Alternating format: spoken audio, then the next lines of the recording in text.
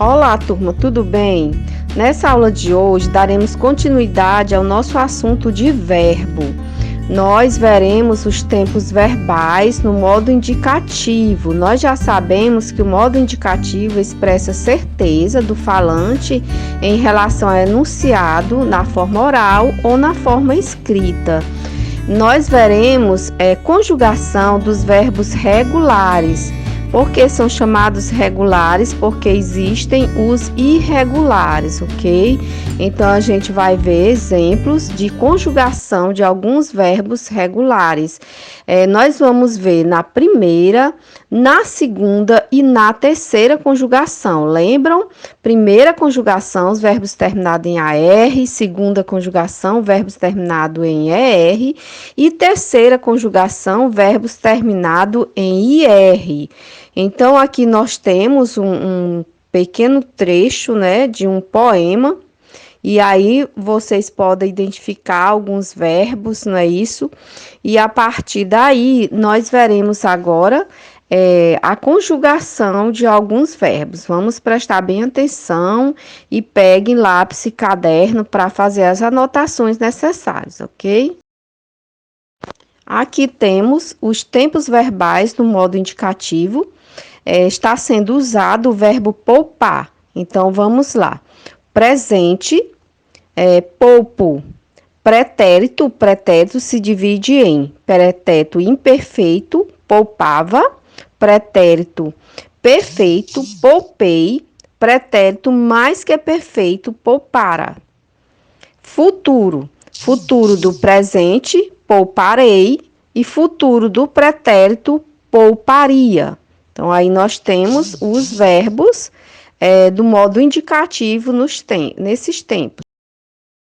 Então, aqui o quadro com o verbo utilizando o verbo amar de primeira conjugação, ok? No modo indicativo. Vamos ler aqui o presente e o pretérito imperfeito.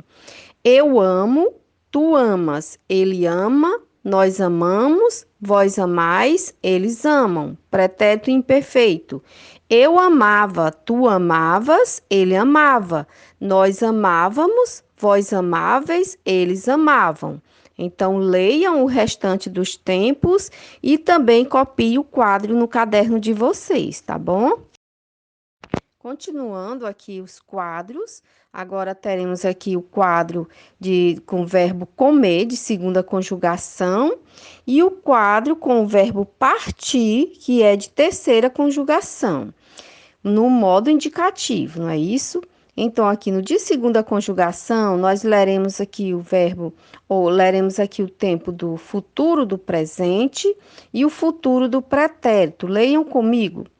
Eu comerei, tu comerás, ele comerá, nós comeremos, vós comereis, eles comerão. Futuro do pretérito, eu comeria, tu comerias, ele comeria, nós comeríamos, vós comeríeis, eles comeriam. De terceira conjugação, o verbo partir, leremos o pretérito perfeito e o pretérito mais que perfeito. Então, eu parti, tu partiste, ele partiu, nós partimos, vós partistes, eles partiram. Pretérito mais que perfeito. Eu partira, tu partiras, ele partira. Nós partíramos, vós partireis, eles partiram. Ok? Então, depois de ler todos os tempos verbais aí dos quadros, copiem no caderno. É importante que façam isso. Veremos agora o que indica cada tempo, né? O que realmente expressa cada tempo. Então, o presente do indicativo, ele expressa um fato certo no momento em que se fala ou se escreve.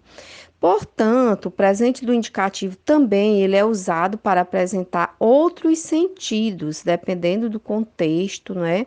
Então, veremos aqui nessas frases. Fernando joga bola todos os dias. Aí dá a ideia de ação habitual, de costume. Telefono para você à tarde. Ideia de futuro próximo. A Terra gira em torno do Sol. Verdade científica. Acre enfrenta fortes chuvas, efeito atemporalidade, não é isso? Então, aí ele indica o presente no momento, mas também ele pode dar ideia, né? Essas ideias aí de futuro próximo, de ação, de costume habitual, verdade científica. Mesmo assim, ele continua no presente do indicativo. Também nós temos aí falando sobre o presente narrativo ou presente histórico. Vejam aí que se usa, né, nesse trecho aí, olha, em 1881, Machado de Assis publica outro romance e mais uma vez impressiona os leitores da época. Nós vemos aí que o verbo publica e impressiona está no presente, não é isso? Então é um presente histórico ou presente narrativo. Trata-se de um recurso que é utilizado, o narrador utiliza para dar mais vivacidade, realçar os acontecimentos. É como se o narrador voltasse ao momento dos acontecimentos, não é? Como se ele presenciasse as cenas. O pretérito perfeito do indicativo expressa uma ação pontual, definida, totalmente concluída no passado. O pretérito imperfeito do indicativo expressa uma ação durativa que ocorreu mais de uma vez ou que costumava acontecer habitualmente no passado. E o pretérito mais que perfeito do indicativo expressa uma ação no passado ocorrida antes de outra ação também passada. Agora, o futuro do presente do indicativo expressa um fato que ocorrerá em um momento posterior, no momento em que se fala ou escreve. O futuro do pretérito do indicativo expressa a ideia de um fato que aconteceria se outro fato acontecesse. Então, confiram lá nos quadros como realmente a gente encontra dessa forma, né? Como é trazido aqui sobre os tempos verbais do indicativo. Com relação aos gêneros textuais e seus tempos verbais, em alguns gêneros textuais a gente encontra determinados tempos verbais. Olhem aqui. O presente geralmente vem nas cronologias, os resumos de livros, sinopse, que é o que estamos estudando agora, né? Manchetes de jornais, notícias, fotos, legendas. O pretérito vem as fábulas, contos maravilhosos, relatórios, notícias, biografias, piadas e diários. O futuro, nós encontramos as introduções de livros, contratos e regulamentos, ok? Gente, continuando aqui, veremos agora a acentuação gráfica de palavras monossílabas e oxítonas, pois acabamos de estudar a classificação das palavras quanto à acentuação tônica, e é importante que vocês saibam como acontece a acentuação de monossílabas e palavras oxítonas, ok? Então, temos aqui uma charge, onde temos alguns monossílabos tônicos e átonos, não é isso? E também palavras oxítonas. Leiam aí, percebam, encontre aí esses monossílabos e palavras oxítonas. Então, nós temos aqui abaixo algumas regrinhas, né, de acentuação gráfica dessas palavras, dos monossílabos tônicos, e aqui temos que todos os monossílabos tônicos terminados em A, E e O, seguido ou não de S, eles são o quê? Acentuados. Também temos ditongos, não é? Ei, el, oi, com som aberto, olha aí, reis, céu e mói, tá bom? Então, todos os ditongos, quem lembrar o que é ditongo, volta no assunto, volta aí, dá uma pesquisadazinha e vejam aí, tá bom? Então, vejam essa regra aí e memorize, gente. Regras a gente às vezes precisa realmente memorizar.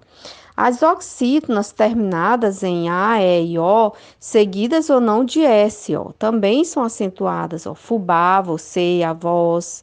Os ditongos terminados em EI, EL, OI, também som com som aberto. Olha aí, anéis, chapéu, anzóis, também os terminados em e ens. Ninguém, parabéns. Vejam aí as palavras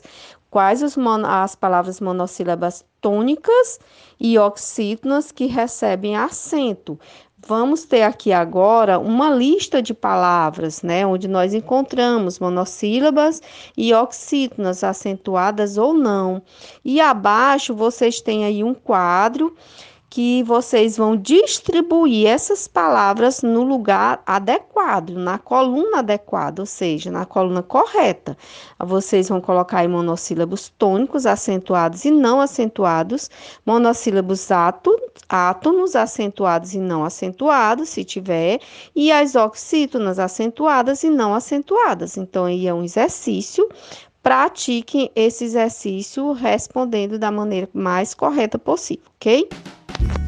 E para vocês responderem, preencherem as colunas, vocês precisam estar desenhando esse quadro no caderno, tá bom?